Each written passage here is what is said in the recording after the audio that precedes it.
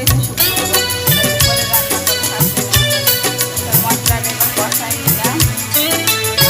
মশলা তেল থেকে কিন্তু শুকনো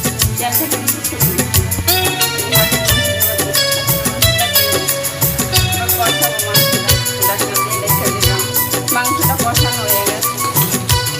এই জীবন কেন এত রং বদলায়, কখনো কালো মেঘ, কখনো ঝোড়বে, কখনো প্রেমের আবেগে সে নিজেকে জড়ায়।